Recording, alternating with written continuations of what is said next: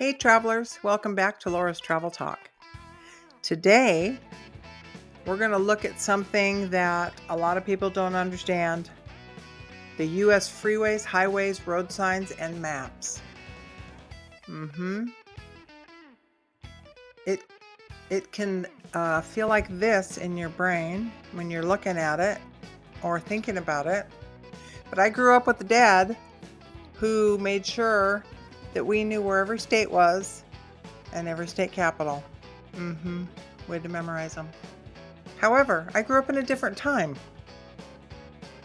That's how we got places. We had to read actual maps. There was no GPS. There was no Google Maps to print out. You actually had to read a map and not look at this and go, what does that all mean? Or what do I do now? So sit back while we look at this, and I'll try to explain some of the history of why it's like it is, what it is, and all the good stuff in between. So let's talk about this big one first. It was brought to my attention that a lot of people don't learn this when they're young. So let's talk about understanding the freeway numbers.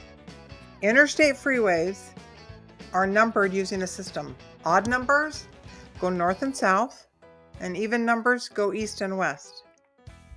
Always. That's how our interstate system works.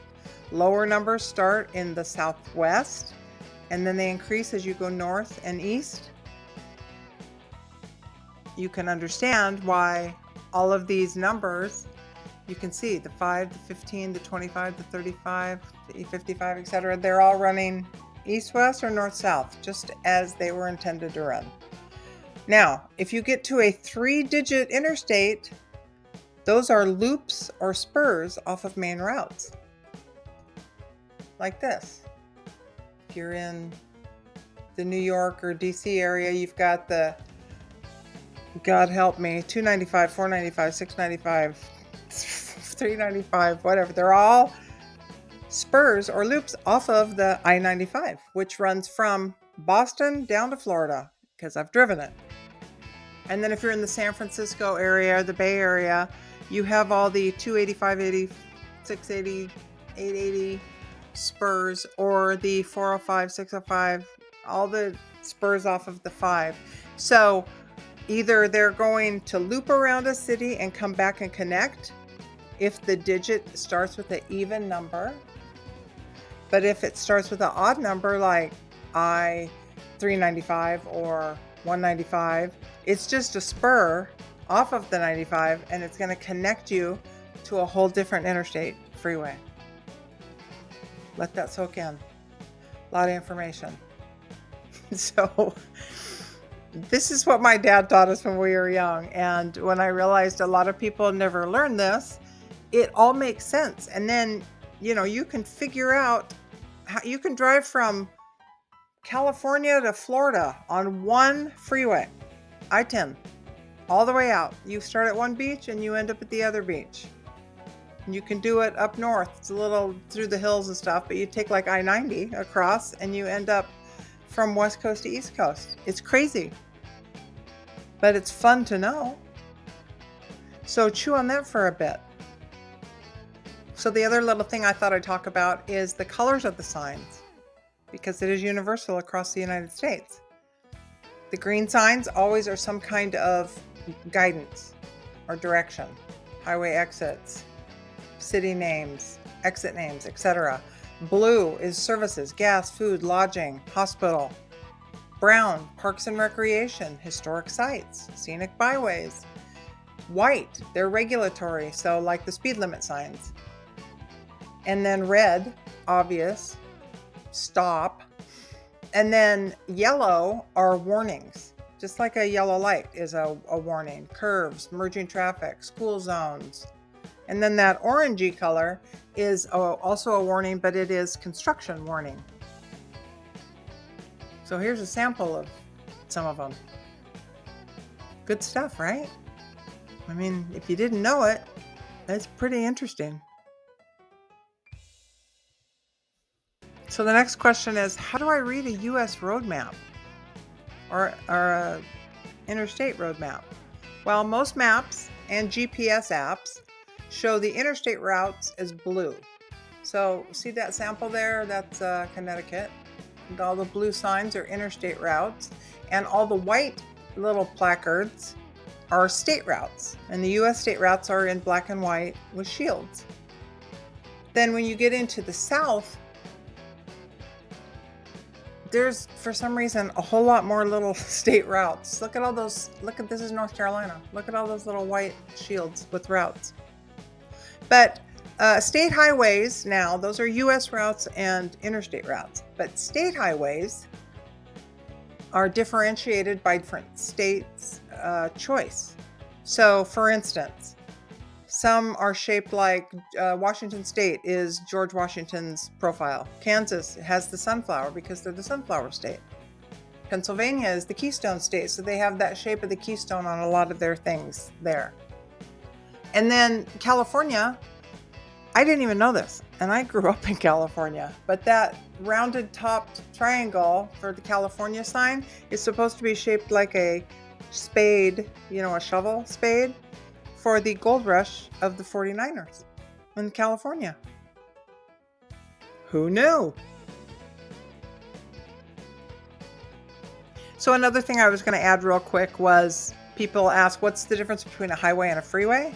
Well, a freeway is a type of a highway, but it's fully controlled access is what they call it. That means there's no stoplights, there's no cross traffic, that you enter and exit on an off-ramp. A highway is more general because it can be like a rural 2-lane little highway, or it can be downtown and it's just what used to be the main thoroughfare through town before the freeways were built, etc. And so it can have traffic lights and it can have intersections and driveways. That's the difference between highways and freeways. And then we have these call boxes. So a call box is marked. This one in the picture is in San Mateo County, California. So if you needed to look and tell somebody where you are, on the bottom it says SM, which means San Mateo. And the next 3 numbers are the freeway, 101. So they're on the 101. And then 236 is the mile marker that they're at. So if you needed to call for emergency service or towing, you would know where you were. However, if you go to the actual call box and you pick up that phone, it knows where you are, which is really good in case of an emergency situation. And then we have all these rest areas. This signage is fantastic around the country because you can see that this one, there's a rest area on 1 mile and there's not another one for 49 miles. So you better think it through, people. And then you have all these little symbols: gas, food, lodging, camping, tourist info, just a rest area, truck parking. All these things are important. And I would just add that this all came about in 1956. And I'll give you this little clip that President Dwight Eisenhower signed the Federal Aid Highway Act of 1956, and the bill created a 41,000-mile national system of interstate and defense highways. So that's why we have uniformity across the country. Every green sign means a city or a freeway or directions. Every speed limit is white with black lettering. Every interstate sign is blue with the numbers in it. I mean, it makes it a lot easier to get around, doesn't it? Pretty cool. So I ran through that kind of quick. So if you have any questions, please leave them in the comments because I love to see it and I'm glad to help. I, of course, will put links to the Department of Transportation, AAA, all of the places where you can look up things about maps and signage and highway numbers, etc. But I appreciate you watching so much. It's a big help to me and my channel. And I hope this was educational for some folks because I know if you're stranded in the middle of nowhere, I mean stranded, middle of the night, car breaks down, you got nothing, you don't have GPS because your cell service doesn't work, always remember, in the morning, the sun rises in the east and sets in the west, and the North Star is your compass. I'll see you next time. Thank you.